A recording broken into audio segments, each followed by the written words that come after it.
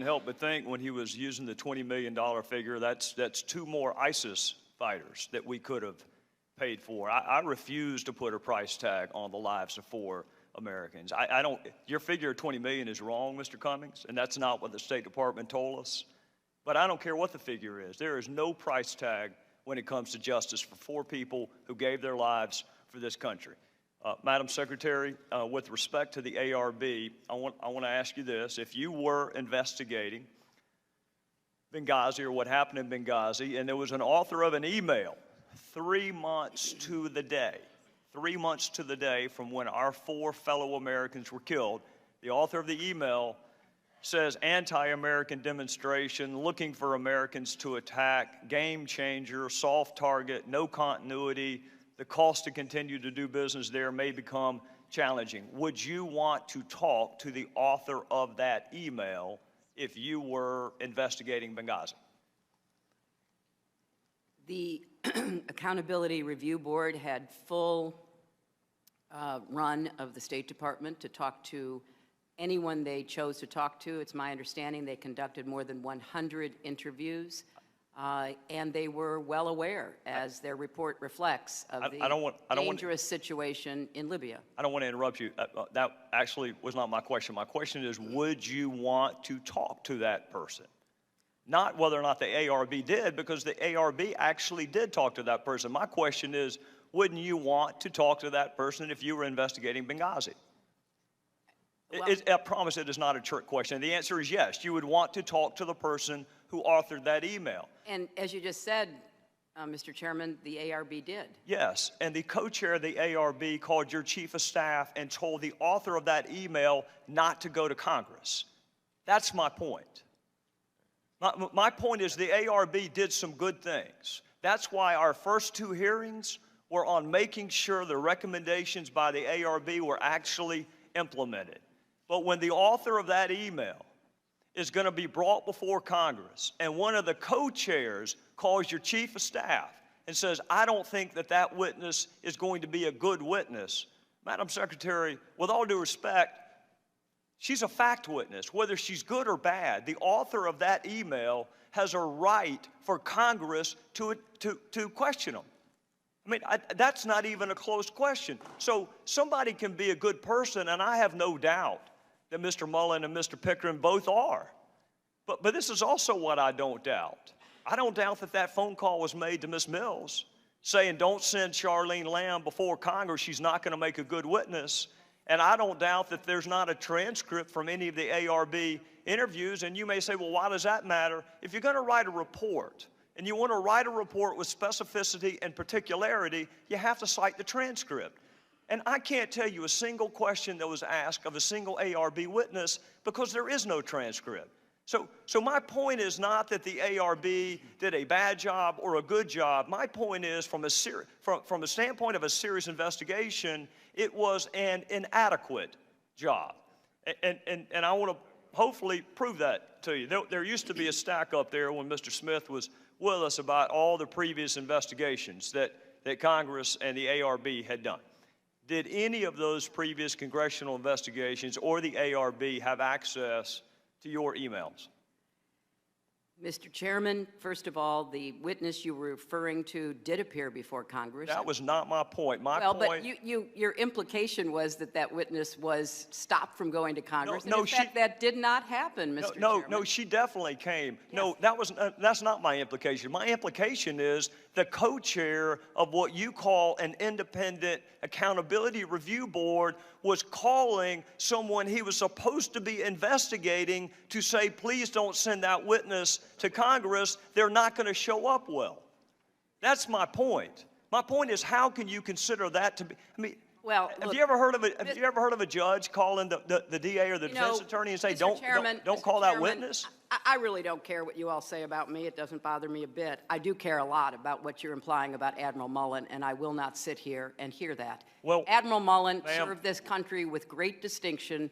He served the State Department with great distinction in being the co-chair of the Accountability Review Board, and I think his work speaks for itself. Well, and I'm sorry that the important work that was done by that board is held in such low regard by some members of this committee, and I deeply regret it. Are you doubting that he placed the phone call? Is that the purpose? I know of what nothing you're saying? about the phone call. Well, I do, because he testified before another congressional committee. He admits it was a mistake, Madam Secretary. I don't know why you can't. Well, he admits it was a mistake to call and say, don't send a fact witness before a congressional committee.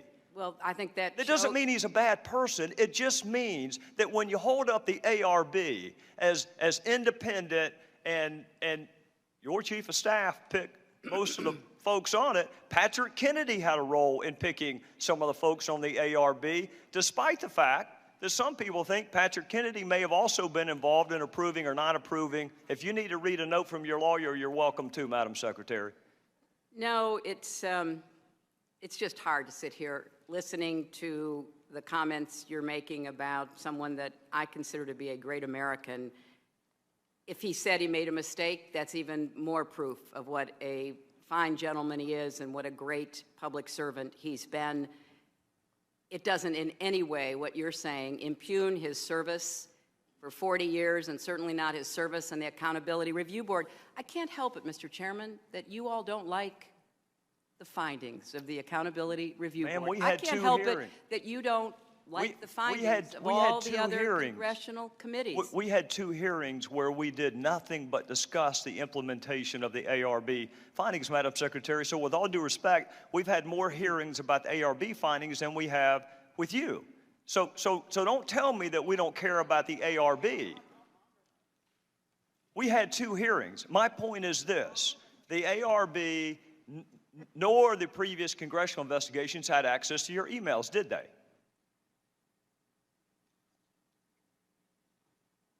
I don't know what they had access to. I know that during the time I was at the State Department, there was certainly a great effort to respond to your predecessor, Congressman Issa's inquiries, and many thousands of pages of information was conveyed to the Congress. And I know that the State Department has worked diligently and persistently to try to respond to the many requests that it has received. And I think that given the pressure and stress of business they've been under, they have performed as well as they could. So you will be getting, and in fact the entire world will be getting, all of my emails, because they're all going to be public, and you will be able to read them along with everybody else. Madam Secretary, that actually was not my question. My question was whether or not the previous congressional committees and ARB had access to your emails. That was my question. 90 to 95% of my work-related emails were in the state system. If they wanted to see them, they would certainly have been able to do so. You know what? That is maybe the 10th time you have cited that figure today. It is. And I have not heard anyone other than you ever cite that figure. Who told you that 90 to 95% of your emails were in the State Department system? Who told you that? We learned that from the State Department in their analysis of the emails that were already on the system. We were trying to help them close some gaps that they had. Can you provide me with a name? Because when I asked the State Department about 10 days ago, what's the source of that figure, they shrugged their shoulders. Well, you can look for the state.gov addresses, and they certainly pop up. And right, and the Inspector General report, Madam Secretary, the Inspector General report, which you can't argue by perfect analogy, but you can certainly extrapolate, the Inspector General report found that less than 1% of State Department emails, record emails, were captured. So they give a number of less than 1%, and you give a number of 90%. Well, I don't know what you're referring to. I can only speak about my emails, my work-related emails. Well, let's talk about your work-related emails. We asked for them last year, and the State Department gave us 8. If they had 90% of yours, why did we only get 8? Well, I don't know initially what you asked for, but I know that they tried to be responsive. 90 to 95% of them were on state.gov. I understand that the committee broadened the scope of their requests, and I think that in response, the State Department has been trying to provide what you have requested. In the meantime, they're going through the process of making all of my emails public.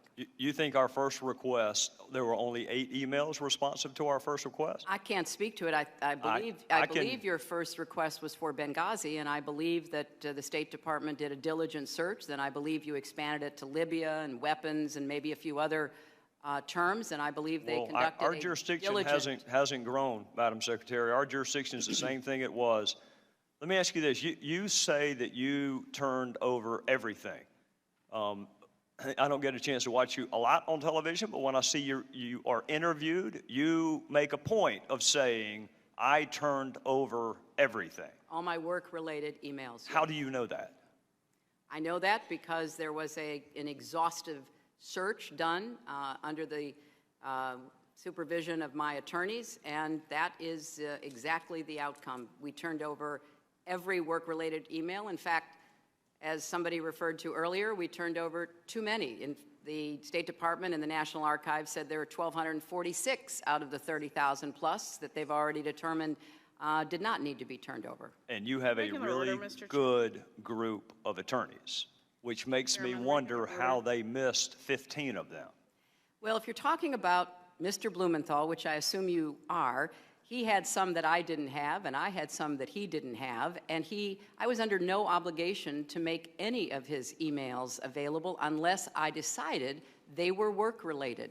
And the ones that I decided that were work-related, I forwarded to the state.gov accounts of the people with whom I worked. Madam Secretary, is there any question that the 15 that James Cole turned over to us were work-related?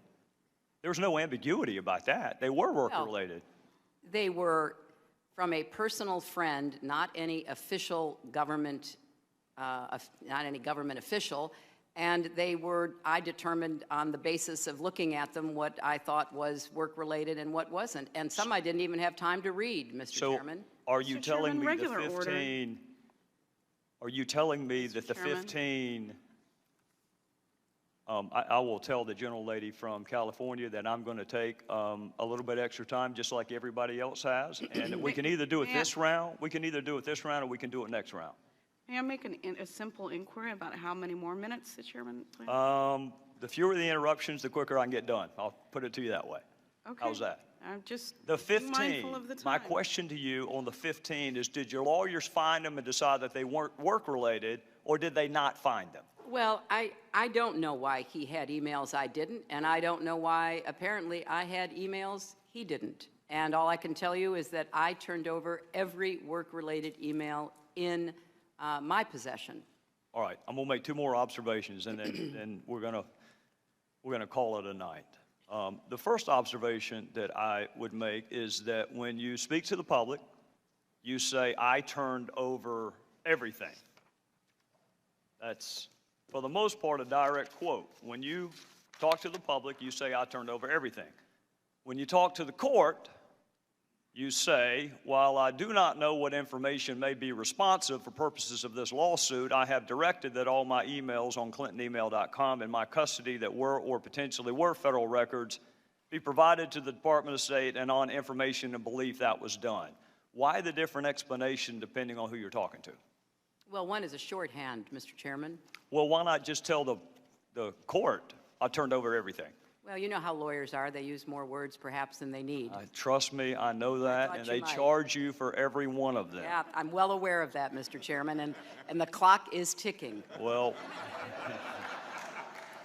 one more, and I'll pay Mr. Kendall's fee for the last question. Oh, I don't think you want to do that, Mr. Chairman. I probably can't do it. You see my point, though. You're very definitive when you're talking to the American people that you turned over everything. That's right.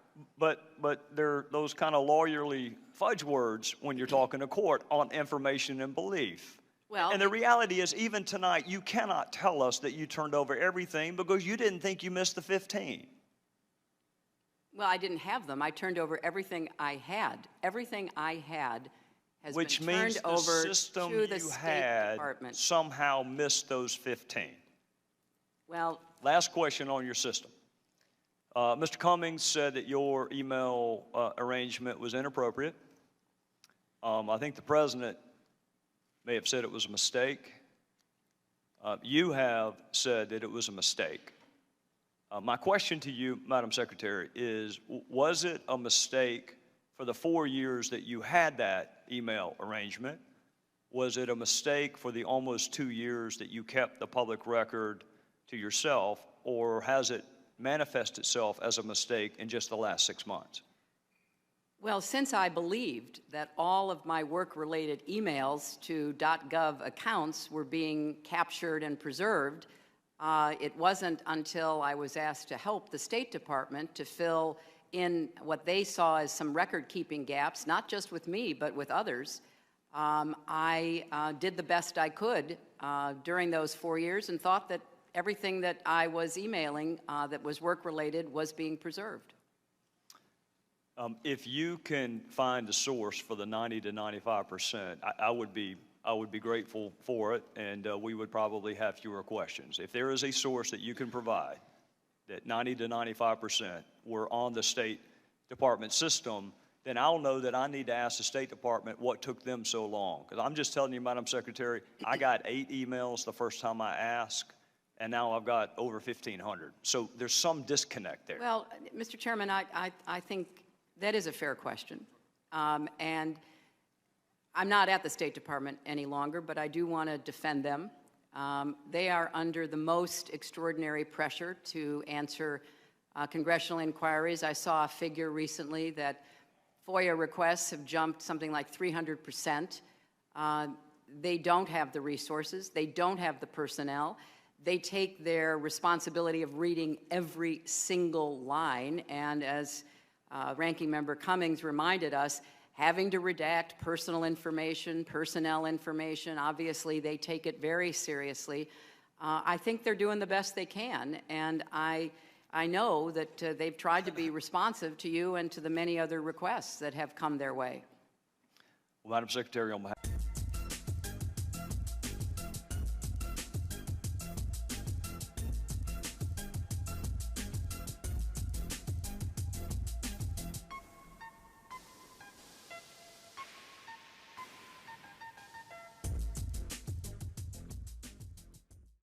Mr. Chairman, you just gave a long answer, Madam Secretary, to Ms. Sanchez about what you heard that night, what you're doing, but nowhere in there did you mention a video.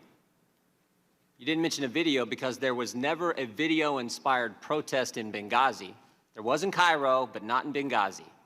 Victoria Nuland, your spokesperson at the State Department, hours after the attack said this: Benghazi has been attacked by militants. In Cairo, police have removed demonstrators. Benghazi, you got weapons and explosions. Cairo, you got spray paint and rocks. 1 hour before the attack in Benghazi, Chris Stevens walks the diplomat to the front gate. The ambassador didn't report a demonstration. He didn't report it because it never happened. An eyewitness in the command center that night on the ground said no protest, no demonstration. 2 intelligence reports that day.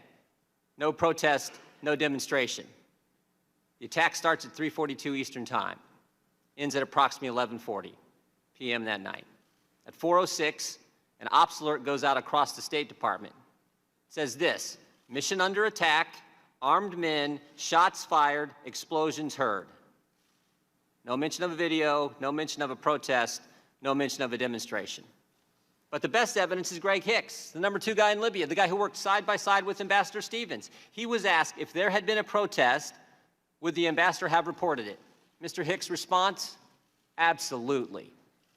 For there to have been a demonstration on Chris Stevens' front door and him not to have reported it is unbelievable, Mr. Hicks said. He said, secondly, if it had been reported, he would have been out the back door within minutes, and there was a back gate.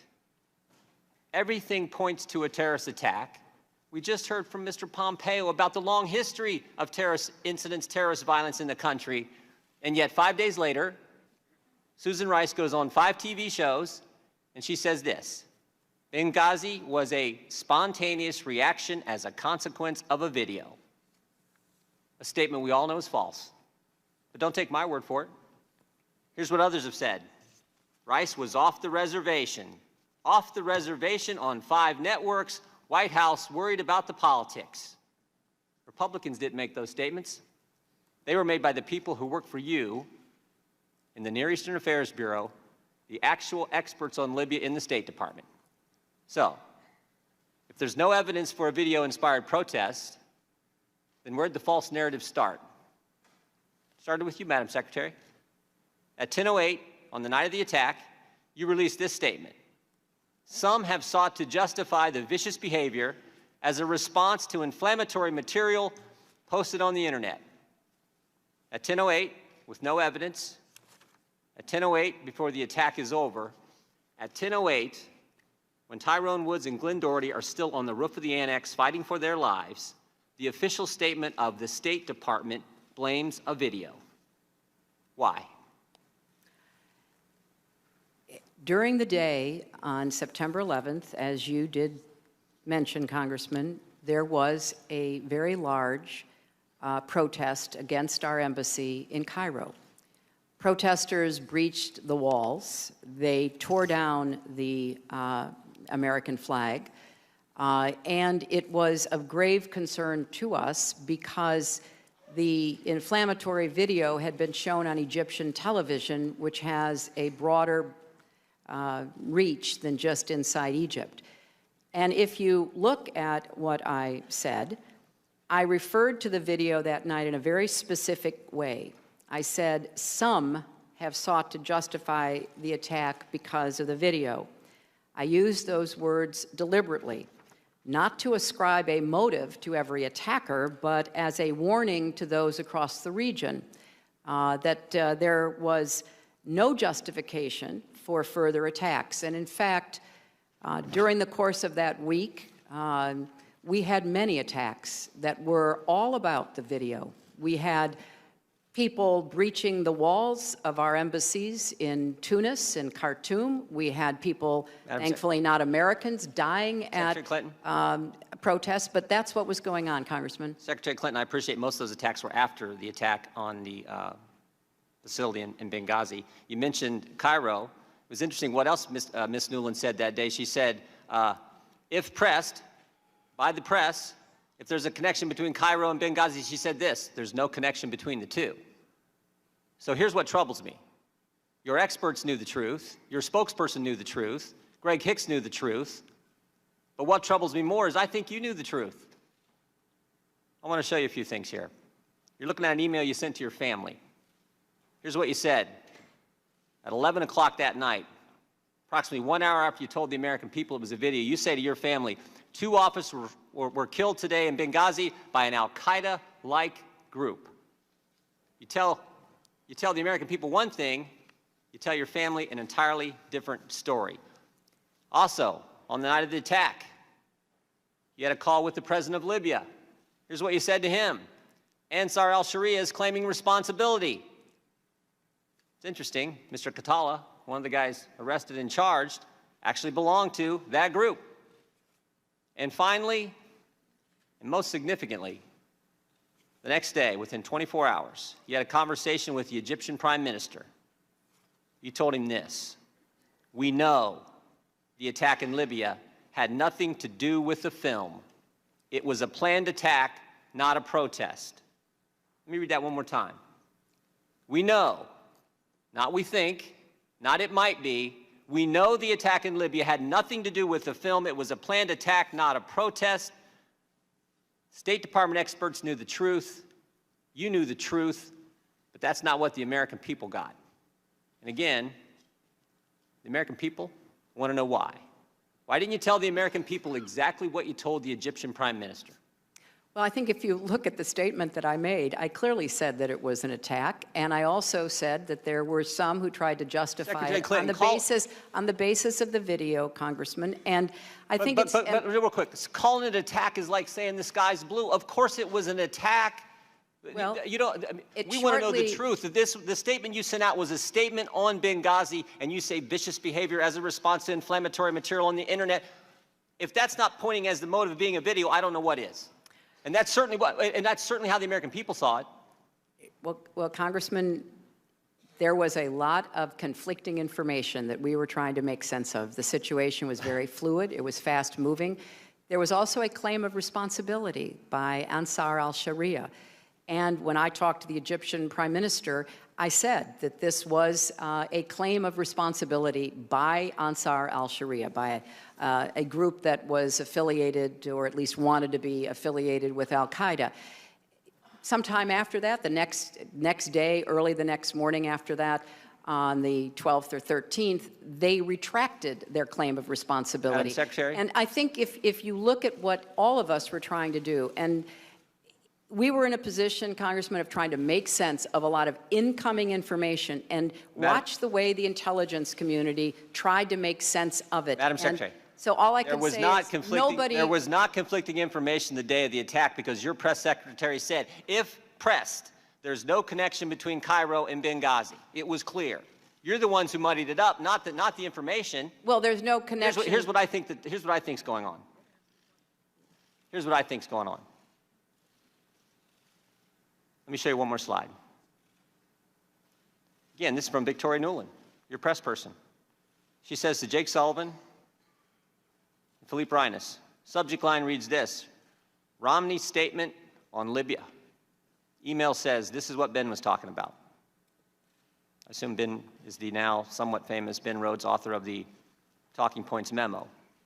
This email is at 10:35, 27 minutes after your 10:08 statement. 27 minutes after you've told everyone it's a video, while Americans are still fighting because the attack's still going on, your top people are talking politics.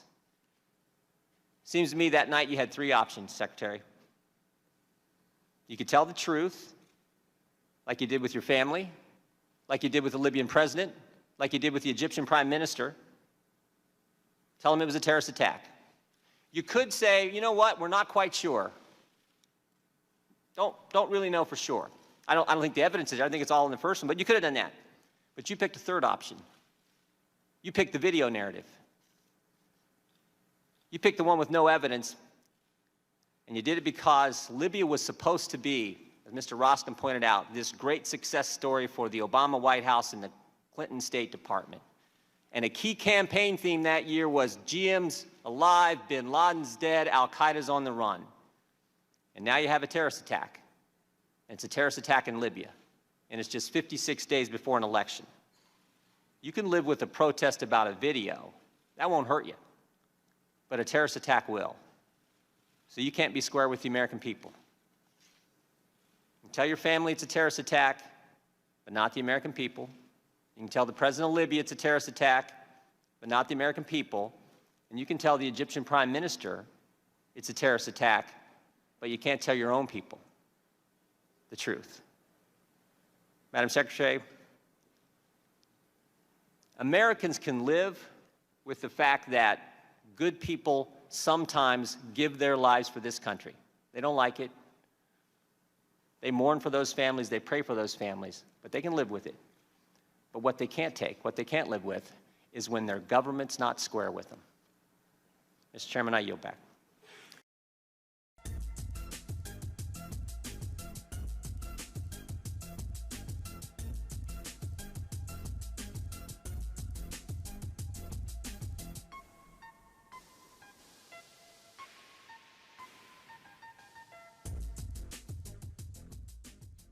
Trump. Mr. Trump, welcome back, sir. How are you? I'm very good. Thank you, Sean. What is your reaction to the ongoing feud?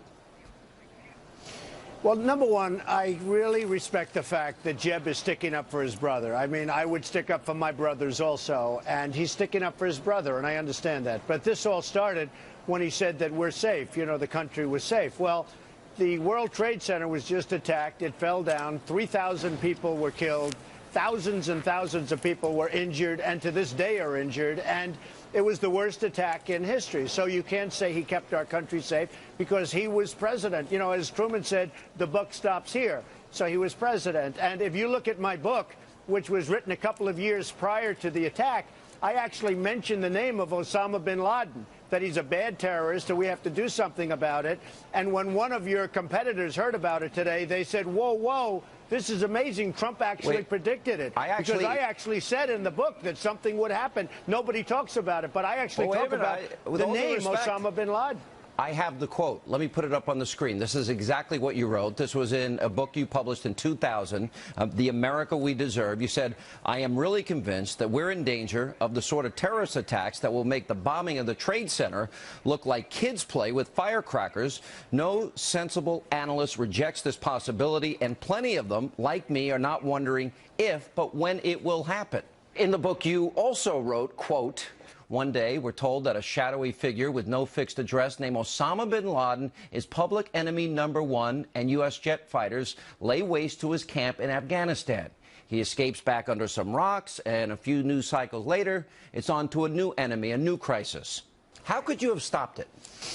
I mean, I know what's happening, Sean. I know what's going on. I think I could have stopped it because I have very tough illegal immigration policies, and people aren't coming into this country unless they're vetted and vetted properly. If you look at what happened, George Tenet, who was the head of the CIA, first of all, the CIA and the FBI and everybody else, they weren't talking with each other because they weren't getting along. That's leadership. You have to get everybody to get along.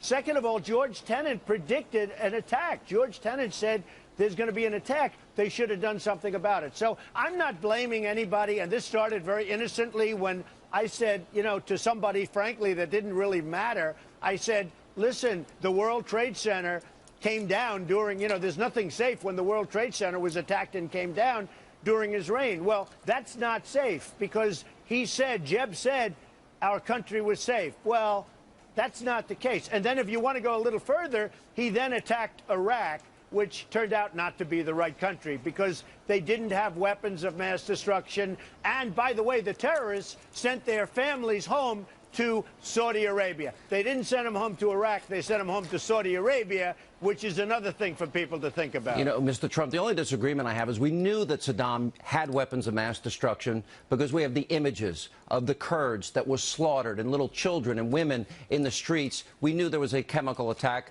and the world intelligence and fairness also thought that. I want to add another element to this. There's an unknown... Well, you know, by the way, but they never found him. You're right. They didn't find him. They never found him. I think they probably moved him to Syria they, myself. Well, I don't know. They never found him. And frankly, he probably used them against Iran, which really was beautiful. I mean, not that they used the weapons, but the beauty of it was you had these two countries that were equal in terms of strength. And we decapitated one of those countries. And now Iran is taking over Iraq and everything else. And ISIS is taking oil, and Iran is taking oil, and they're taking over the whole country. So it's turned out to be really bad. With that being said, I respect the fact that Jeb is defending his brother. I think that's good. I would do the same thing. One point I've always agreed with you on is that if we liberate Kuwait and we liberate Iraq, they need to pay us for the liberation. We need to give money to the families that lost brave American soldiers or are injured now for the rest of their lives. We don't do that. And I also think that if Obama would have held the ground, ISIS never would have emerged. He wanted to pull out for political reasons. I love that you bring up Kuwait. Kuwait had nothing but money. They get attacked by Iraq. They take over Kuwait. The rich Arabs go and they move into London, as you know. The Kuwaitis, they moved into London. They didn't take a room like you would, or maybe even I would. They took the entire hotel, and they lived like kings. And then we attack. We lose lives. We spent billions of dollars, and we give back the country for nothing. Nothing. And they don't even want to invest in. And then I told them, I had them in my office a few months after that. They don't like investing in the United States, okay? We gave them the country back for nothing. We should have said, we want 50% of everything you make for the next 50 years or permanently. And you know what? They would have agreed to it. We gave it back for nothing. Why did we do that? We're a stupid country. That's the answer. We negotiate bad deals. I agree with you. Let me play for you. I want to add another element to this whole how come America wasn't prepared for 9/11.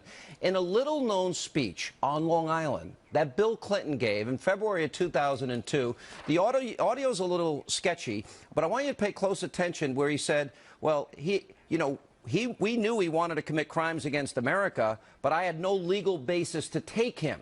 And I think he missed the opportunity. You had published 2 years earlier what a bad guy bin Laden was. Listen to Clinton admit that he could have gotten him, but he failed to take action. Listen to this. Keywords are he committed no crimes against America, so I didn't bring him here because we had no basis on which to hold him, even though we knew he wanted to commit crimes against America. Now, here's the point. In 2000, you identified him as a citizen, a private citizen. And Bill Clinton knew he wanted to commit crimes against America, had the opportunity to get him, and didn't take him. Doesn't he bear that responsibility? Well, he made a mistake, but I will tell you that if I were there, I would have taken him out. Now, I wrote about him in my book, and when I talk about the World Trade Center, that was the first attack, which was, compared to what happened, ultimately relatively minor. But I talk about Osama bin Laden in my book, and people can't believe it. They're just starting to read that book. That was the only political book I had ever done, and people are just starting to read that book, and they can't believe that I mentioned the name Osama bin Laden. Remember? And he ought to crawl under a rock, but we have to get him. And Clinton made a mistake, and frankly, Bush should have taken him out. Somebody should have taken him out. I think I would have. But I think my immigration policies would have gone a long way to helping us also, Sean. Well, I think the immigration policy, we're now facing a crisis. You see what's happening in Europe. There's a huge backlash because of Syrian refugees and Iraqi refugees and the cost. We're being told by our National Intelligence Director that ISIS and Al-Qaeda, not if, they will infiltrate the refugee community. This president is committed to nearly 250,000 coming to America. That tells me we have a pre-9/11 mindset again. Your thoughts? I was always a big fan of Merkel from Germany. I'm not a fan anymore. What she's doing is insane. And we want to take in 200,000, and we don't know where they come from. They have no papers. All we know is they're young and they're strong and they're mostly men. And this could be the greatest Trojan horse ever. This could be bigger than the original Trojan horse. We shouldn't be taking anybody. We have enough problems. We have to rebuild our country, our infrastructure. We owe $19 trillion. And by the way, taking in 200,000 is going to cost us, they just did a study, over a period of 10 years, going to cost us billions of dollars. What are we doing? Merkel made a tremendous mistake. They're going to end up having a revolution in Germany. You see what's happening with the German 100%. people. Now, what we should do, at the same time, from a humane standpoint, take a big chunk of Syria and let's all put some money into it if we have to, because on a humane basis, and build a safe zone, what's called a safe zone. Let the people, but to allow them into Germany and to allow them into these other countries where there's nothing but a horror show, you see what's happening, and now we're going to take in 200,000 people in this country? Insane. And we can't breathe. I mean, we don't know what we're doing. You know, and I suggested the same thing. Make it a secure zone, offer humanitarian assistance, offer food, water, medicine, supplies, and keep them within Syria. All right, to close the circle on the feud with Jeb, if Jeb wins the nomination, will you support him? Absolutely, yes. I would absolutely support him. He's a good person. He's a good man. I would support him. Okay. Stay right there. We'll have more coming up. More with Donald Trump, the Republican front poll, which had you at 1%, 51% if you look at these polls. I know you talk a lot about the polls, but they have been steady, they have been consistent, and now Byron York has a piece out, and there was another piece this week that says, finally the establishment believes you can win, and Byron York outlines how the establishment prepares to go after you as not being a conservative. Are you ready to deal with that, and what will you do? Well, I am. Look, I have meetings in New Hampshire. We have thousands and thousands of people, 6,000, 7,000, 8,000 people every time. I went to Dallas. We had 20,000 in Mark Cuban's arena. It was an amazing evening. In Alabama, we had 35,000. Oklahoma, 20,000. Every place we go in Iowa, we have thousands and thousands, overflow crowds. People are tired of being ripped off in our country. We're run by people that are incompetent. They don't know what they're doing. Every nation is beating us. Obamacare is a disaster. Our Iran deal is horrible. It was done by people that don't know what they're doing. I mean, they don't know what they're doing. And people see what's happening. And look, they know I do things properly. I do the right thing. And they just like what I'm saying. But when the Republicans, the establishment now thinks you can win. And what they're planning and what they're telegraphing they're planning is a barrage of ads in early states. Huge buys, millions and millions of dollars, trying to chip away at your conservative credentials with primary voters. What do you think is the best way to respond to that? But they're not buying. The candidates aren't buying the ads. The people that are buying the ads are the special interests, the donors, the people that are lobbyists. You know, you have lobbyists. I know half the lobbyists. I used to contribute to the lobbyists. Who knows more about a lobbyist than me? I know the good ones and the bad ones. But the lobbyists are going crazy because when they come to me, say they want me to do something for all these companies, even though it's not in the best interest of the United States, I'm not going to do it. when the special interests tell me to do something that's adverse to the people of the United States, I'm not going to do it because I'm not taking their money. Will you fight back then with your own ads and your own money? Sure, I'll fight back. Sure, of course I'm going to fight. I always fight back. I have to fight back. I guess Otherwise, that's a dumb I wouldn't question. be leading When every has Donald poll. Trump not fought back? No, but I wouldn't be leading every poll. But Sean, you have to understand, these people have hundreds of millions of dollars that they've given to these politicians, and the politicians are puppets for them. They're just puppets. No. With me, I'm going to do what's right for the country. We have $19 trillion in debt. We're going to get the debt paid. We're going to do things right. We're not going to let China rip us off anymore. It's enough already. You know that last year we had an imbalance with China of $450 billion. Who can stand that? You can't do that. And this has gone on for years and years, and nobody does anything because they have lobbyists, they have special interests, and I'm going to represent the people. We're going to make this country so great and so strong. But with that, a lot of money is going to be spent. And I just hope when people are watching this phony ads, you know, all of these phony ads that are going to be put out, that they're going to understand it's not the candidates, it's all of these special interests, John, that want to not have a guy like Trump because they're going to be out of business. For them, this is the art of political war for them, and I think they're serious about it because they're talking about their power going away.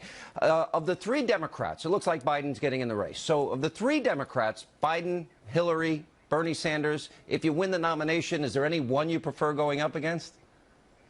Well, I don't think Sanders is going to get there, frankly, and I don't mind going against Hillary's record. I think I'd beat her. You saw the various polls on myself against Hillary. I just beat her in Florida. A poll came out today where I beat her pretty easily in Florida. I beat her nationwide. I don't mind going against Hillary. And, you know, Biden is right now, he's got his little period of time where he's popular. As soon as he gets in, he'll get beaten up very badly. He's done this 3 or 4 times. He's lost every time. So I don't mind going against him at all. I don't want to pick a favorite, to be honest. I think I might have a favorite. But if you go by Hillary's record, I should win very easily. Have you given any thought, if you win the nomination, 3 people that you would consider to be your vice president? I have given thought, but I don't want to discuss it. It's just too early. I have to get there first. I don't like talking about it. You have so many people, they don't win, they don't know how to win. I don't want to talk about anything. I do know how to win, but that's so far down the road. I will say I do respect some of the people that I'm running against, and I respect many of the people. You have many good Republicans out there that could really help and be terrific. And we're going to unify the Republican Party. We're going to unify it and make it strong, and we're going to win. We're not going to do what Romney did last time, where he should have won an election and he lost. We're going to unify the Republican Party, and we're going to win. I heard you were supposed to be on Jimmy Kimmel tonight. Did something happen? No, I have a political event, but I'm going to do his show in 2 weeks. I have a big political event, which I can't skip, and I told him, I said, you know, I have this event, I can't skip it, but I will be doing it in 2 weeks when I'm out in Los Angeles. You know, there was an article that came out about Hillary. She has these big hearings coming up about Benghazi. We know that Ambassador Stevens requested security before it was denied. We know that during the attack that there was a stand-down order given because I interviewed people that were there. They told me personally. And we know they made up this story about a YouTube video and a spontaneous demonstration. We learned that about her. What do you think about the hearings? And there was another article that came out earlier today in the Washington Free Beacon that she paid men $16,000 more a year than women. What's your reaction to those two things with her? Well, I have to tell you, I was really looking forward to the hearings, but then you had a congressman, Republican, go against Trey Gowdy and all of the people, as you know, and then you had a whistleblower come out, so that hurt. That was not exactly positive. And then yesterday I watched Trey, who I do respect. I think he's a terrific guy, but he seemed to be doing a big pivot. He said, well, this isn't about Hillary Clinton. You know, I'm pretty good at figuring this stuff out. And he seemed to be doing, Sean, I'm sure you saw it, he seemed to be doing a big pivot away from Hillary Clinton. And I was trying to figure out what that was all about. So you may not be as happy as you think with these hearings. I just don't know. The hearings, I was looking forward to them, but with all that's happening, and I was surprised that he pivoted away so much from Hillary. He said, these hearings are not about her. Actually, we want to discuss other people much more so. And it sounded like he was sort of pulling away from going after her. So I'm going to have to see what the hearings are all about. All right, Mr. Trump.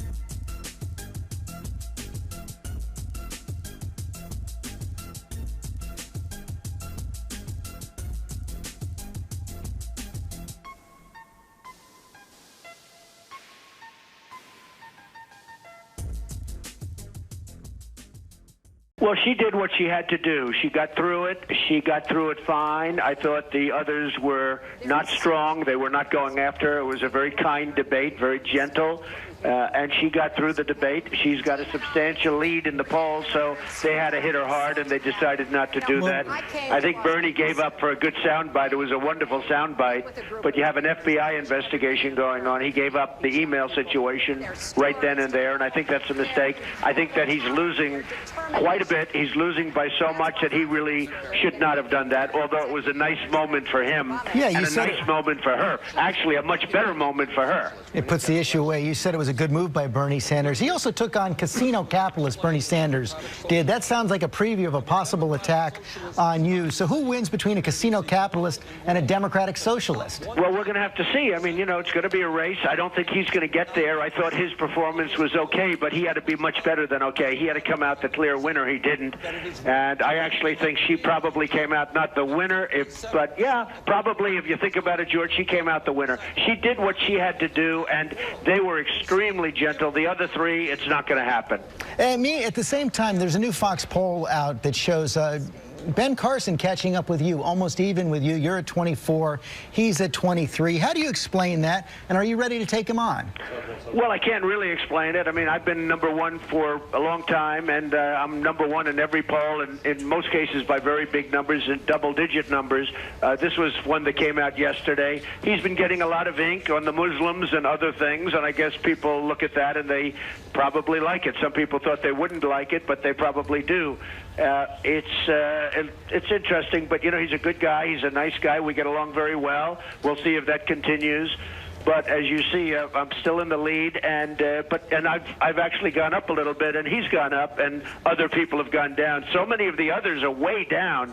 It's really amazing. It looks like a two-man race. Right now, you guys are at the top. So are you going to have to take him on? Are you going to have to take the gloves off with Ben Carson? Probably at some point, yes. Which I actually look forward to doing. I can't do it, though. He's been so nice to me, George. I can't do it. But what's the #1 issue for you to take him on? Well, I think there's a lot of issues, but one of them would be experience. I mean, Ben is a doctor, and that's what he's been doing. And the question is he capable of negotiating with China and Russia and Iran and all of the things you have to do? And, you know, there'll be a lot of things, but I think at this moment I'm not going to go into them, but there will be a lot of things having to do with capacity, having to do with experience. Donald Trump, thanks for joining us again this morning. Thank you very much, George.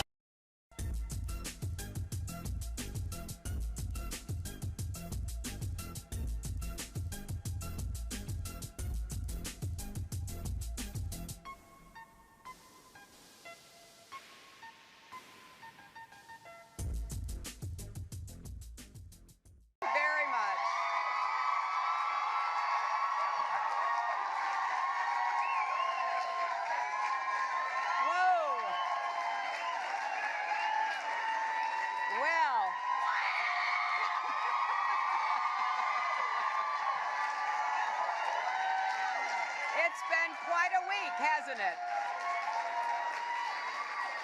Well, thank you all so much. I am absolutely delighted to be here. As some of you may know, I had a pretty long day yesterday. But I finally got to answer questions, something I've been pushing for literally a year. And I am just grateful I recovered my voice, which I lost a little bit. But as I said at the start, I wanted to rise above partisanship and reach for statesmanship, and that is what I tried to do. And now I am delighted to be here with all of you, to be with the WOLF, a group that actually focuses on the issues. You are women after my own heart.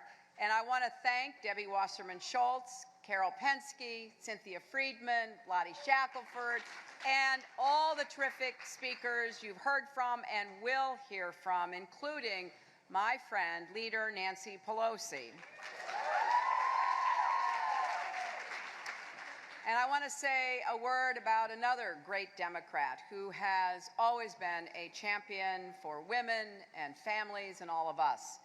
Vice President Joe Biden has been in the trenches with us for years. He fought for the Violence Against Women Act and so much more. And I'm confident that history isn't finished with Joe Biden. As he said the other day, there is more work to do, and if I know Joe, he'll be right there with us on the front lines. And I want to thank all of you for putting women's voices, women's ideas, women's lives right where they belong at the heart of American politics. You know, it is sometimes hard to believe, but the notion that women should be equal partners in the life of our nation is still pretty new. That's why the Women's Leadership Forum was created, to help make that ideal a reality. During the 1992 campaign, Tipper Gore and I traveled all over the country together, and we spent a lot of time in people's living rooms, in their backyards, sitting around kitchen tables, talking with mothers and daughters and grandmothers about their lives. And we heard so much. We heard about the dreams for the future that people had for themselves and their kids. And we heard a lot about the struggles that made life harder than it should be, the problems that kept women up at night. Again and again, we would hear, you know, no one's ever asked us these things before. To a lot of them, it seemed like Washington just wasn't very interested in the actual real lives of women in our country. So we decided we had to make sure that in this party, our party, women's voices would always be heard. That in this party, our party, the problems that keep women and their families up at night would always be front and center. And we wanted to bring more women into the electoral process as voters and advocates, as organizers, fundraisers, candidates, and elected officials, because we know women are half the country, indeed slightly more, half the planet, and more than half the Democratic Party. So if we want to make sure that women and families are better represented in politics, we need to get more of us involved in politics at every level. As we like to say, when women lead, families succeed. And now, 22 years later, women are a greater force in politics here in our country than ever before. We are voting in greater numbers. Increasingly, we are the decisive voters in national elections. More women are serving at high levels of government. There are not one, not two, but 3 women on the Supreme Court. And the number of women who have served in the Senate and the House has grown exponentially. And now, of course, another presidential election season has begun. And I'm doing everything I can to make sure that the issues that matter most to women and families are front and center in this race. I started my campaign last spring doing the same thing that I did all those years ago when I ran for the Senate, traveling across the country, visiting people's homes and schools and businesses, and actually listening as they told me about their lives, the good and the bad, the hard. It was an amazing and humbling experience. If you find the time and space to give people a chance to talk to you, instead of you talking at them, they'll share what's in their hearts and in their hopes. Now, many families do feel that things are a lot better for them, and they give credit, as they should, to President Obama and his administration. And I believe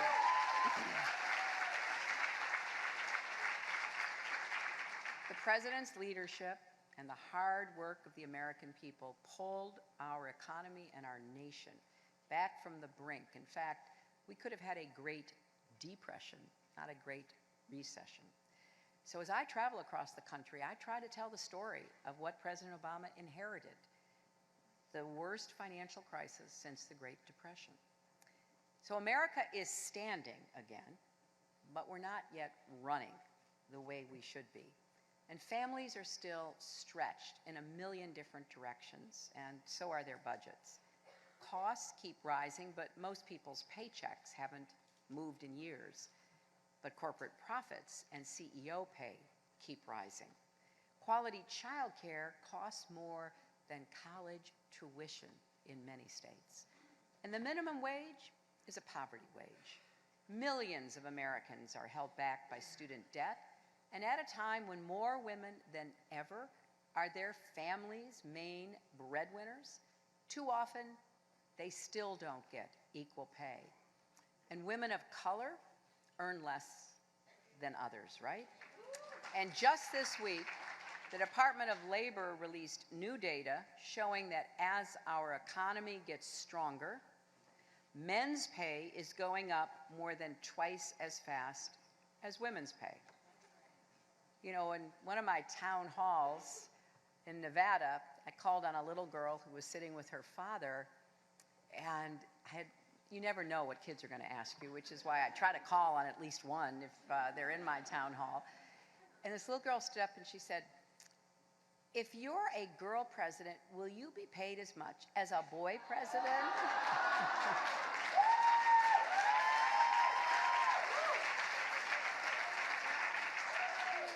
I said, "Well, I think so. I think that's in the law." But I think of the single mom I met who's juggling a job and classes at a community college while raising her 3 kids on her own. She's doing what she has to give her children a better life, and she doesn't expect anything to come easy. But she asked me, "Isn't there anything we can do so it doesn't have to be quite so hard?" I think of the student who told me that paying for college shouldn't be the hardest thing about going to college. Or the man I met whose mother has Alzheimer's. He's a teacher. He can't afford a full-time caretaker for her. He can't quit his job or he wouldn't be able to support her. So you know what he does? He brings her to work with him. There's nothing else he can think of to do, and he told me this with so much sadness because this is not what he pictured for his mother's golden years. And it's not just women taking care of aging parents. It is, like this young man, men too. All of our caretakers deserve a lot more support. And the same goes for other policies, like paid family leave, fair and predictable shifts, higher wages so you don't have to work 2 jobs to make ends meet, and you can actually be home with your kids at night. And these are not just challenges for women, they're challenges for all Americans. Because I firmly believe when we fight for women, we're fighting for our entire country, and the reverse is true as well. When we fight to make America fairer, stronger, and more prosperous, we are also fighting for women. When we fight to make college more affordable and student debt less punishing, or to hold corporations accountable when they gouge us on drug prices or pollute our environment or exploit workers, that's fighting for women and men and fighting for America. And when we fight to create a pathway to citizenship for millions of immigrants, or to make Social Security even stronger, or to protect and improve the Affordable Care Act because everyone deserves access to quality, affordable care. And yes, that access should include basics like reproductive care, including birth control and pre- and postnatal care and cancer screenings. That's why we have to defend Planned Parenthood against the attacks that are being waged. When we fight to protect the equal rights of all our people, no matter what they look like or who they love, and when we fight to stop the epidemic of gun violence that's claiming innocent lives every single day in every corner of our country, that's fighting for women and men and fighting for America. You know, I've been told to stop, and I quote, shouting about gun violence. Well, first of all, I'm not shouting. It's just when women talk, some people think we're shouting. And,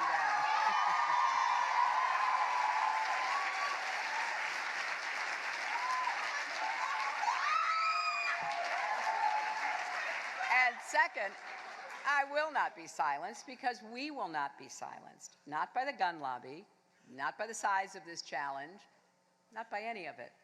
Stopping gun violence is worth fighting for. And I'm ready to go, and I hope you will join with me.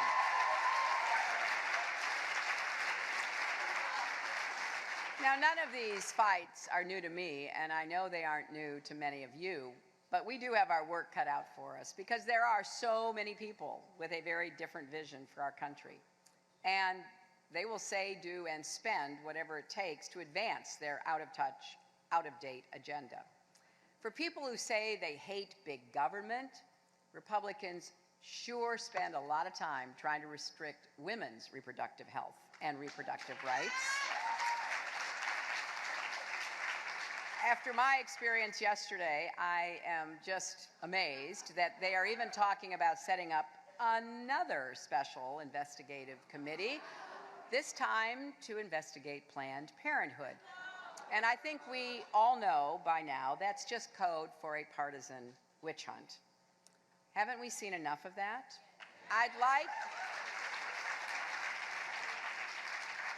like those Republican candidates who are advocating against Planned Parenthood to meet the mom who caught her cancer early thanks to a screening at Planned Parenthood, or the young woman who avoided an unintended pregnancy because she did have access to birth control. Now, I know that when I talk like this, Republicans will say, I'm playing the gender card. Well, you know what? Here's what I say.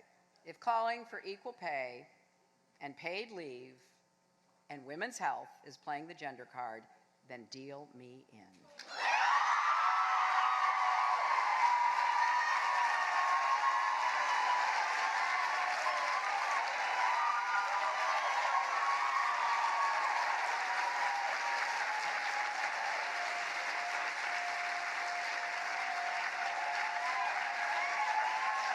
Now,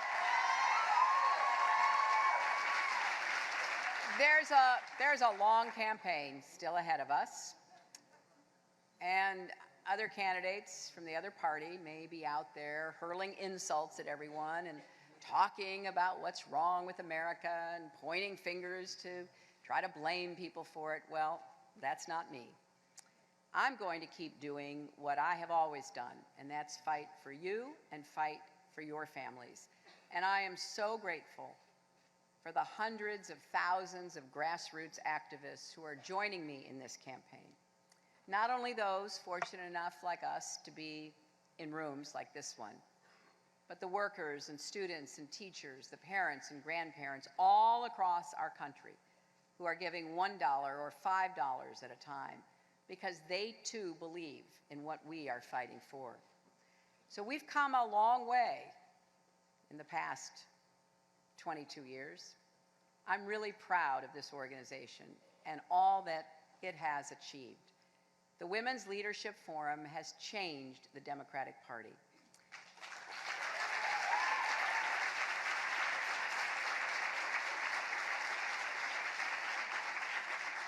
You've changed it for the better. We're stronger than we've ever been. So let's keep fighting for that better future, for our children and our grandchildren. Now, as some of you, I'm sure know, I have the most amazing, extraordinary granddaughter. And she really does keep me going, and thankfully, my daughter and wonderful son-in-law send me little videos and little pictures, which have been a great boost along the campaign trail. And I think a lot about her future. I think about what kind of opportunities she'll have. But I also think about what kind of opportunities all the children of America will have. What kind of country will she become an adult in? What kind of world will be waiting for her? Because I don't think it's not enough for anybody that my granddaughter, your children and grandchildren, certainly the granddaughter of a former president, should be able to pursue her dreams when so many of our other children in this country are feeling left behind and left out.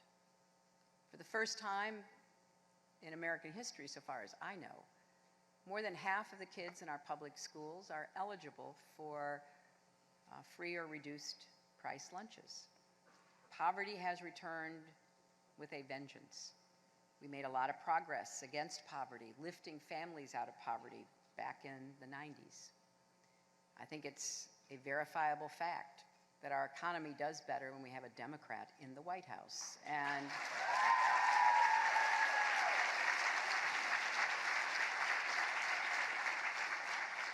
both my husband and President Obama inherited economic challenges from their Republican predecessors. Both worked hard. With my husband, it was dealing with an economy that wasn't growing fast enough, but then took off, 23 million new jobs, and incomes rising at every part of our economy, top, middle, working, low income people. All were doing better. We handed over a balanced budget and a surplus to the incoming Republican administration, and they squandered it all. Not only did they cut taxes dramatically on the wealthy, but they basically got out of the way of corporations. They took their eye off the financial markets. They didn't pay a penny for the wars that they waged. And you know what happened. And it took another Democratic president, who you will hear from later today, to come in and accept the responsibility, which he did, to try to repair the damage that had been done. Now, everything I've talked about before, all of our rights, all of our hopes, will be at risk if the Republicans once again are successful in making the same argument they always make. It's discredited, it doesn't work, but that doesn't stop them. They'll be back talking about cutting taxes on the wealthy, getting out of the way of corporations. We know what that leads to. Increasing inequality, exploitation of workers, pollution of our environment, denial of climate change, refusal to move into the 21st century with clean, renewable energy, a failure to provide early childhood education and universal pre-kindergarten so every kid has a chance to get ahead. You can listen to their debates for hours, and unfortunately, some of us have to.